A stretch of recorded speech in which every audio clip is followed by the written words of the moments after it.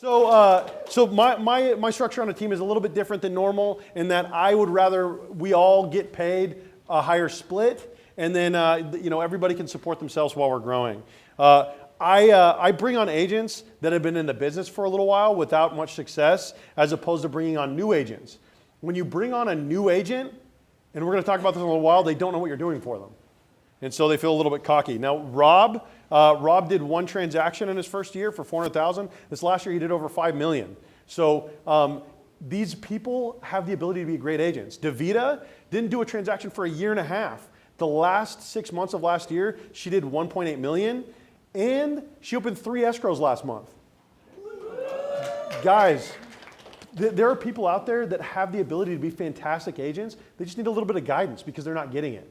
It's as simple as that. In return, they make me better. Steel sharpens steel. Rob has turned me on to so much tech out there to where, like, when my coach says, "Hey, have you heard about this? Have you heard about that?" I'm like, "Yeah, Rob already told me about that." Duh. And I'm like, "Rob, tell me more about that. I don't know what I'm doing. I gotta look like I know what I'm doing." So steel sharpens steel. Jennifer Moore is a better buyer's agent than I'll ever be. Period. She's just a better buyer's agent than me. There's not an agent on my team that I truly believe will not make 6 figures this year. So mark my words. If you don't make 6 figures, I'm firing you guys. Now, why I don't hire new agents? Oh, don't do this to me right now. I'm running low on time. It's okay. Okay. We wrote a song just for you, and it's called Happy Birthday. 1, 2, 3. Happy birthday to you. Happy birthday to you. Stay gangster. Happy birthday, dear David. Happy birthday to you. Thank you, guys. Okay, back to work. Did I?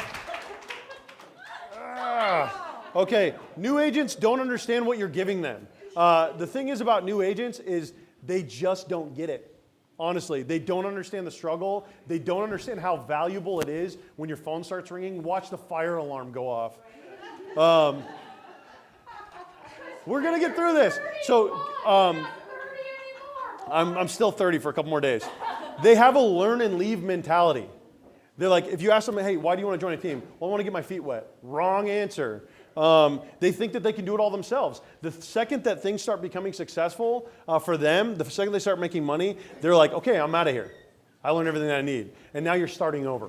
So whereas opposed to if you get people that have been working for a couple of years that are good people, that's the most important thing. Hire talent, train skill. There's a loyalty factor when you do this. When you help people become better agents, they trust that you will help them to keep improving. Pay well, provide value. Sharpen steel with steel. We are all invested in each other's success. A team will succeed where the individual will not.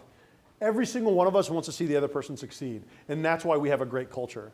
The cardinal rules. Don't expect anything from your team that you would not do or you have not done yourself. That's just a disgusting thing to think that I'm going to hire a bunch of people to do all the stuff that I don't want to do. Set contracts with clear expectations. Keep it simple, stupid. That's a saying in the Marine Corps. Keep it simple, stupid. Draw the contracts that are, if it's more than 2 pages, you need to rethink your contract. Outline it in black and white. Let them know what is expected of them and what they should expect from you. It's a two-way street. Don't start a team with an eye on the exit. If you start any business thinking about how you're going to exit the business, you're not going to be successful in that venture. Hire talent, train skill, train. Observe your team in action. Find what's holding them back and fix it. For Jamie, it was Jamie didn't want to be a salesman. So I had to teach her how to feel comfortable selling. For Rob is super intense and he's got a very dominant presence. Because he's huge and he spent 12 years in the Marine Corps. And so I was like, okay, we're going to soften it up a little bit. We're going to paint each other's fingernails, spend a little bit of time getting emotional. We're going to get in touch with your inner female. We didn't do all of that stuff. Damien loves to talk. He loves to talk to everybody. And he will talk, and then they'll leave. And they'll be like, "Oh, I didn't get their information, but that was a great chat." Which is great. I love Damien. But like, you just have to get a little bit of D in your personality, and we'll get there too. Now, questions to ask your team before hiring them. Why do you want to join a team? This is a red flag. I want to get my feet wet. I want to get my start. I need leads. Those are all things that I'm like, ooh, I'm not sure you're going to be a good fit. Because if somebody's just saying, I just want to get my feet wet, what does that say to you? They're leaving. I want people that want to be part of a culture, that want to be here and spend the next 10 to 15 years together getting rich. What do you expect from me? I ask everybody that so that we outline it carefully. Be careful of people that want you to work for them. Your job as a team leader is to train, and provide opportunities for them to be successful. Provide the opportunity. They have to close it. If they're not closing it, then it's wasted money, and then you've got to find somebody else or fix them. What are your goals? Most people won't know. That's okay. But you want to know how much money they want to make. So then that way, in a year, when they made $120,000, you can say, hey, your goal was to make $100,000. Are you sure you want to leave? All right, I'm going to let you know that this contract's really loaded against you, and I'm going to take everything. No, I'm just kidding. That's not true. Now, thinking about joining, are you thinking about becoming a buyer's agent? If there's anybody out here who's thinking about becoming a buyer's agent, these are some things that you want to ask. Go ahead, I see some phones coming out taking pictures of this. What will my split be? That's important. If somebody tells you 25%, go join a different team, period. If it's anything less than 40%, go join a different team. Don't get sold on false opportunities. Ask them, how many leads can I expect from you a week? That's true. You need to ask that. How many leads? I give these guys leads every week. If you're not getting leads, why are you on a team? How many listings do you have right now? You should not join a team with somebody that is not listing consistently. Because why do you want to join a team of somebody who's not really that successful? What will be expected of me on this team? Again, clear expectations. What happens to listings? What about my personal friends and family? What will my cut be for that? Selling the team versus selling the individual. Now, this is something at a listing presentation that you need to think about when you are now a team leader and you're talking to them about your team. I now sell a business. I don't sell an individual. I used to sell individual attention. I used to tell people, hey, look, you'll always be able to get a hold of me. I'm here for you. Now I say, hey, I've got a great business of professionals. When you're hiring us, you're hiring a business. You will be able to get a hold of somebody. And then I give them like 10 numbers and I leave. No, I'm just kidding. That's not true. Now, work smarter, not harder. For those of you that have seen this in the Marine Corps, this is key right here. Who can I get to do this for me? This frees you up to think bigger picture and provides a job for someone who can do it better than you. You're not the best at everything. Sorry, egomaniacs. You're not the best at everything. I am so unorganized. Katie came on a few months ago and has been cleaning up my mess that I've been making for the last 2 years. She is super organized. She keeps us on point. She keeps us focused. She handles our leads. She provides better service to my clients than I am able to do. Period.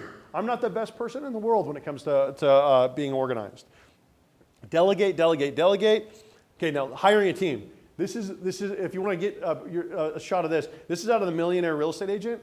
You have your buyer's team with your head buyer's agent, and then any buyer's agents that come in underneath that. You have your admin team with your head assistant, transaction coordinator, administrative assistant. Your listing team, this comes last, head listing specialist, and then any additional listing specialists that come on after that. This is the blueprint. Tweak the blueprint as much as you want, but this is where you want to be. There are 4 different types of personality tests. You can go to TonyRobbins.com or whatever and take this personality test for free. This is important. Susan actually turned me on to this when I was hiring Katie, and it's actually worked out really well. Anybody know about this yet? What personality type do you think I am? High D. Like very intensely D. 99, maxed out D. So D is dominant, direct, demanding, decisive. Have to be careful when hiring a D because they don't want to take your crap either. And they're going to be ready to take everything from you. I is outgoing, influential. These are probably most of the people in this room are I's or S's, which is supportive. They want to see other people succeed. They want to be a part of something. They want to help people find a house. And then there's C, which is more administrative. That's more people who are organized. Like Katie. Katie's a CS. I am a D, and then I'm like an I. First hire is a transaction coordinator. Who is managing their own files? Carl, stop it. Okay, so you guys, don't manage your own files. It is a waste of time. Pay somebody. I overpay my transaction coordinator because I love her and she does a fantastic job for me. I give her $400 a file. If the file doesn't close, she doesn't get paid, right? So where's the risk in that? There's zero risk. But it frees you up to do your job, which is, what is your job? Prospecting, thank you. Your job is to prospect. Practicing real estate comes secondary. The right TC will not call you and update you about everything. I can't stand it. If they're going to call me and they're going to update me for 20 minutes at the end of every day, I'm like, I could have done this myself. Be quiet, leave me alone.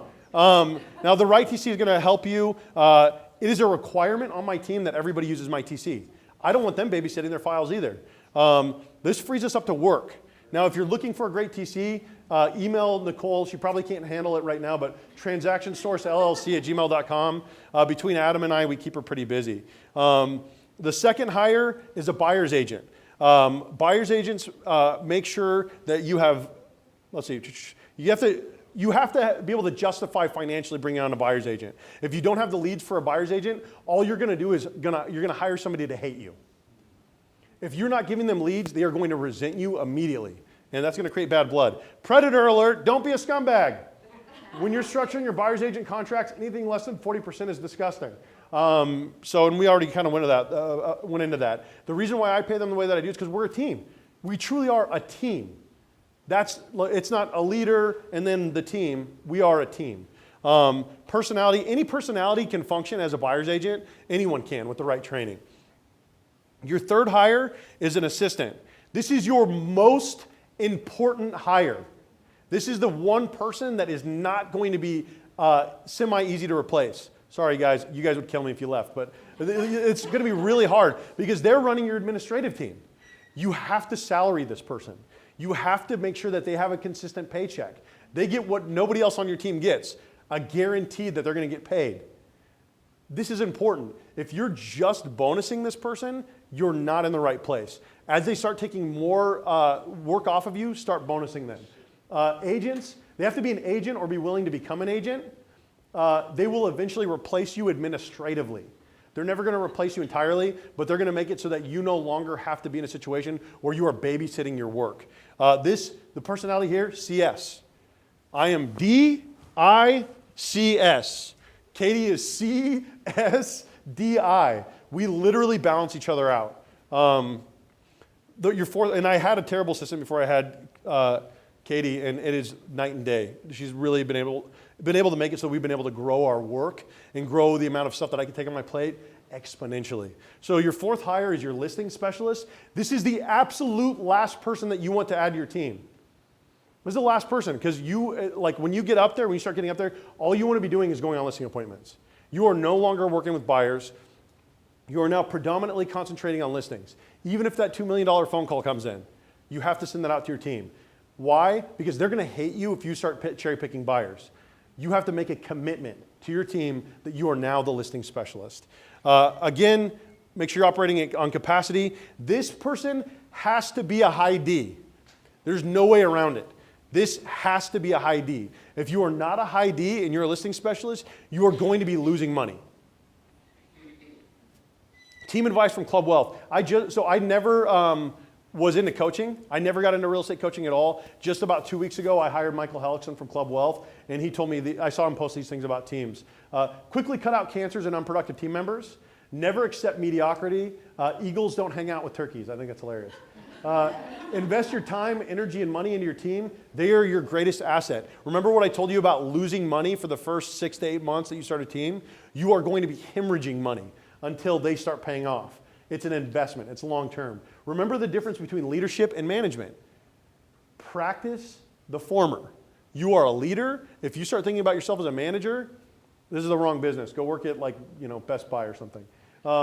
Only take advice from agents that have done it. You will get a lot of bad advice. Oh my God, I've gotten a lot of bad advice about my team. A lot. And a lot of the times it's brokers trying to interject themselves into my team and telling me, hey, look, this is how I think you should do it. I just want a little bit of a say. Well, guess what? You didn't build it. It's mine. If you start thinking that you can't learn something from people, you're in the wrong place. I always will hear somebody out, but then I bring it home and I think on it and I think, well, no, I'm not going to do that. So if you decide that you do want to hire a coach, Michael Hellickson's great. He actually guarantees that you will double your income in the first year that you work with him, or he's going to refund you all your money. I don't know anybody else that does that, so that's a pretty good deal. Points of contact. Now, once you set up your team effectively, You're supposed to only be talking to 3 people. I love these guys, so I talk to everybody all the time, but you are only supposed to be talking to your head admin, your head buyer specialist, and your head listing specialist. They are now managing the other people on your team. You're telling them what you expect. They're going out and getting results. Who here was in the military? Okay, awesome. I know you were in the Marine Corps. Coast Guard? Marine Corps? Marine Corps. You're outnumbered. I'm just kidding. I'm just kidding. Okay, so what does that look like to you guys? Chain of command, squad leaders. That's exactly what I was looking for. You are a squad leader. These are your fire team leaders. Okay? So when you are dividing up responsibility, you're delegating, this is the way that you want it to look. So this is a flat out blueprint. Like, this is what we talked about earlier. Agent, head seller specialist, admin, buyer specialist, their teams that fall underneath here. This is a rifle squad in the Marine Corps. I was a machine gunner, so I'm very familiar with this. This guy right here talks to the head team leaders, and then they run their teams. You will be able to accomplish more as a team than you will be able to being a control freak and trying to be involved in every single aspect of your team. So you are the squad leader. You have 3 fire team leaders. Stop trying to manage everything when you get to that point. Boss leader, I think we've all seen this. Nobody wants to work for a boss. Difference between a boss and a leader, you guys can look up leader memes later. We'll just keep moving on. The kind of leader that you should be, this is one of my best friends in the world. His name is Staff Sergeant Jeffrey Reber. When I look at myself and my team, I like to think of myself as a squad leader. Put yourself last. Jeff was the last man out in Afghanistan. He would literally risk his life regularly for us. I was a machine gunner, so when at the end when we were displacing, everybody would pick up and I would stay on my machine gun in case we got opened up on. Jeff would wait for me and provide cover fire for me while I was getting up. Now I'm getting goosebumps talking about it because that's such a huge deal, because that meant at the end, he was the last person that had to get up and turn his back to the enemy. I mean, that's a really incredible thing. It's a really beautiful thing. But Jeff was a beautiful guy. I love him dearly. He's one of my best friends in the whole entire world. He is who I strive to be as a squad leader. He's who I strive to be with my team. So if it's lonely at the top, a lot of people, oh, it's lonely at the top. Well, the best way to make sure that you're not lonely at the top is if you're bringing people with you, right? Be a mentor. Find great people that have the ability to be great agents. We've talked about that. Develop your family. Develop your atmosphere. Cultivate that. Remember, these are people that have families. The most disgusting thing that I've seen from predatory team leaders is taking advantage of the people that are beneath them, because they feel like they don't owe them anything. You know what I mean? I think it's a gross way to be. If Jeff Reber can be that way about his life, you can be that way about money, right? Take care of your team. Operate at capacity every time before adding more people. You've seen my team go from 3 people to 4 people, from 5 people to 6 to 7. We go until we need more people. Don't just add people to add people. I'd rather have 6 people on my team making 150 to 200,000 than 20 people making 40,000. Make sure they drink the Kool-Aid, as Rob would say. Rob and I, in the very beginning, we had a lot of discussions, and Rob is a high D personality like me, and so when we started this, Rob was like, he was like, you know, hey, he was kind of fighting me every step of the way. And then we got to a point to where we just kind of understood each other. And he told me, he said, hey man, I had to drink the Kool-Aid. I'll be the first person to tell you that. And Rob made way more money last year than he did in any two years that he was in the Marine Corps. And he'll make more money this year than he made in the last 3 years combined. So just understand that they have to drink the Kool-Aid. But if you're expecting people to drink the Kool-Aid, you got to drink the Kool-Aid too. You got to jump in. You have to refer out those buyers. If you're not 100% into your team, they'll feel that about you, and they're not going to be all in about you either. Contracts. This is what we talked about. Keep it simple, stupid. Don't overdo it. Don't be greedy. Clearly lay out your expectations. Clearly lay out your commission structures. Marketing the team versus the individual. My clients can always get a hold of me. I never stop working. Why? Why be like that if you don't have to, right? Set up those expectations. I don't believe I'm the best, but I hire to accommodate my shortcomings.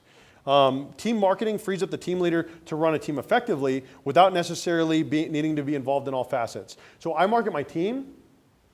Now, I don't market myself individually as much because that frees me up to where when people are calling me to do business with me, I can refer them out to my team because I've been marketing the team.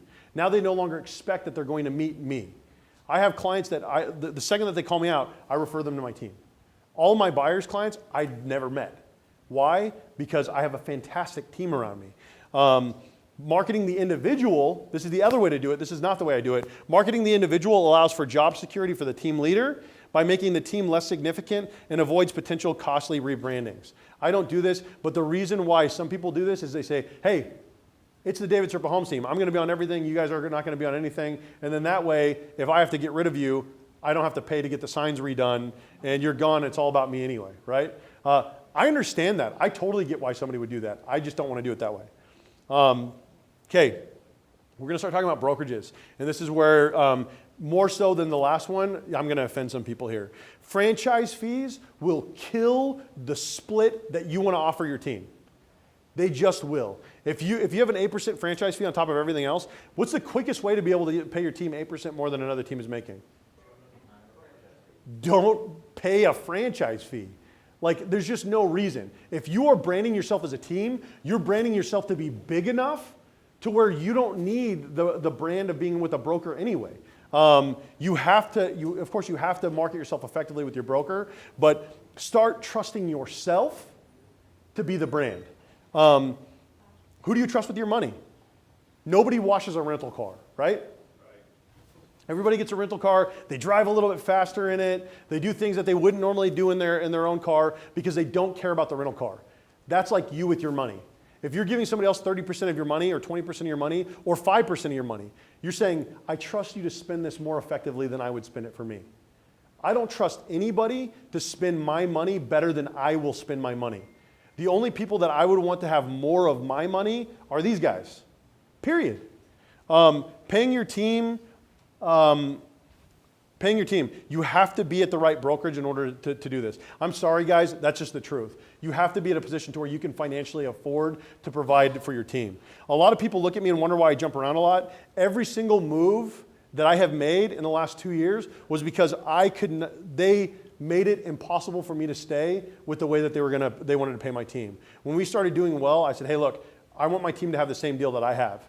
And every single time they would say, hey, look, we'll pay you this way. We don't want to pay your team that way. I said, well, that doesn't work for me. And so I called my team and I said, hey, what do you guys want to do? And then everybody says the same thing whenever we make this, ride or die. Ride or die. I'm with you. What do you want to do? Because they trust me. Because I trust them.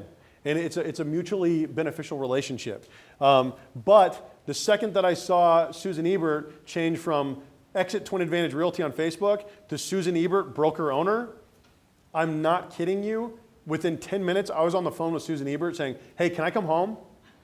I loved working with Susan. I love working with you too. I went over and I started working with Susan when she was at Exit. And this is the thing about Susan. Susan is the only broker that I have ever met that kept up with me and was involved in my success after I left. I left Exit Realty because it was not conducive to running a successful team, period. I told Susan, I said, hey, look, I can't afford to pay my team the way I want to pay it. She said, well, hey, what if we structure it this way? I said, it's not good enough. I'm going to have to leave. And so it was hard to leave Susan. My family loved Susan, but as soon as she went independent and she went to a flat fee company, I could now afford to be back with Susan. And so I called up Susan. I said, hey, can I come home? The next day we were meeting, and then the day after that I was transferring my license over. It was that quick. And it's because I love Susan and because now she had a business model that I love, and that can justify paying my team effectively. So flat fee companies. This is not the only flat fee company.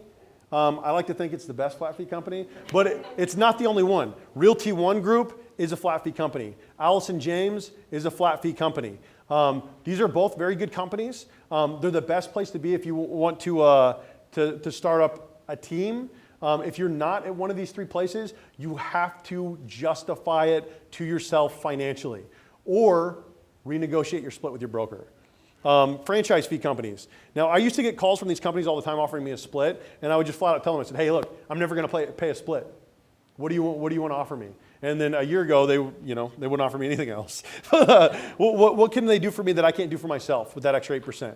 Nothing.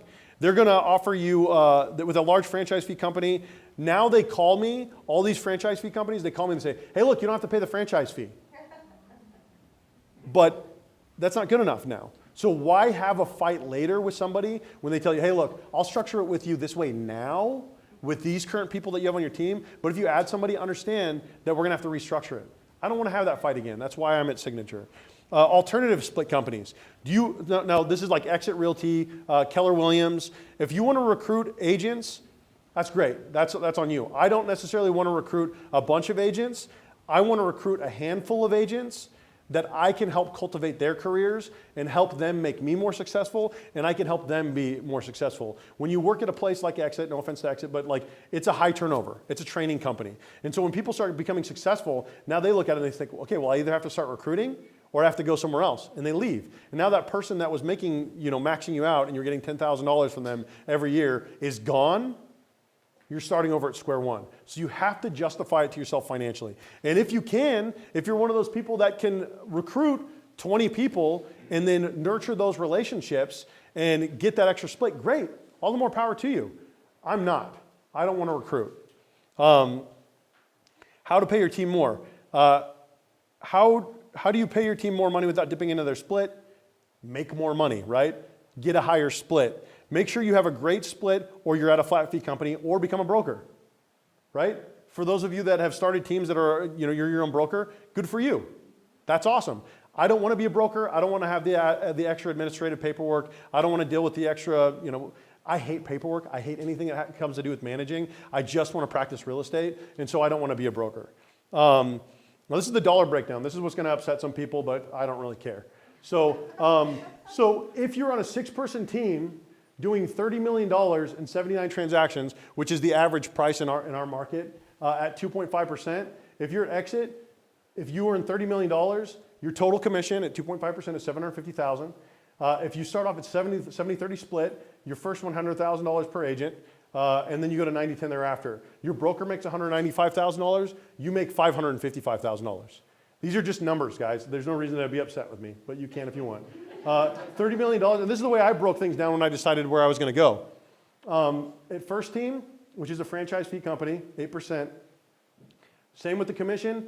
If you start off at their best split, which is 90-10, and you get it paying 8% franchise fee, you're making 82% of that money.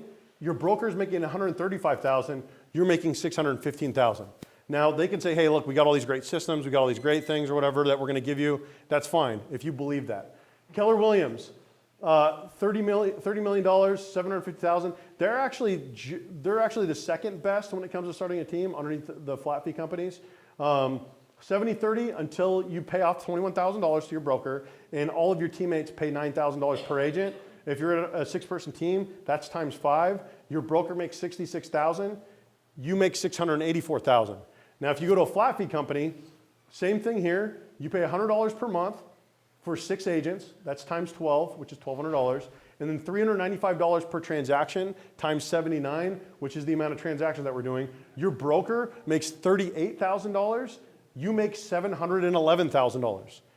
These are the numbers, guys. If you don't like it, that's okay. You have to bring it back and renegotiate your split. Understand, I have tried to renegotiate this split with several people. When I left California Realty Experts and I went to Allison James, I met with 7 different brokerages. And they all were like, well, hey, there's just some things that we just can't do. We'd love to have you here, but there's just some things we can't do, but this is how we can make it up to you. And I tell them the same thing I tell everybody else. If you are going to pay me 90% and you're going to waive the franchise fee, that's still 10% of my money. That's still $75,000 that you have to tell me why I'm paying you $75,000. So why am I paying you $75,000? Just wait. Well, this brand and blah, blah, blah, blah. You are the brand. You're a team leader, right? Okay. So there are 3 choices that you have with your current broker if you're starting a team, or if you just don't like your nasty split. Negotiate, justify, or leave. Talk to your current broker about your plans and see if they're willing to adjust your split. This is step 1, right? If you like your broker, just go up to them and say, hey, look, this is how much I'm currently making. This is how much I would like to make. Justify your split by the amount of referrals, support, or other money-making platforms. And this is what I talked about with Joseph Onello at Keller Williams. He says, hey, look, this is how I can justify spending $21,000 for myself every year to be at Keller Williams. They will give me at least 3 transactions. Now I'm in the green, right? Or interview a flat fee company about how you can keep more of your money. Teams in a negative light. I read this article in Realtor Magazine recently that I thought was really disgusting. It was called Team Angst Revealed. An insecure broker will be threatened by you, period. An insecure broker will, the second that you start gaining traction in the office, the second that people start coming to the brokerage because of you, you become a threat, and now they want to manage you. I promise you. It tells brokers how to take control of the teams in their office. I spent more money on my business than I made last year. 2 to 1.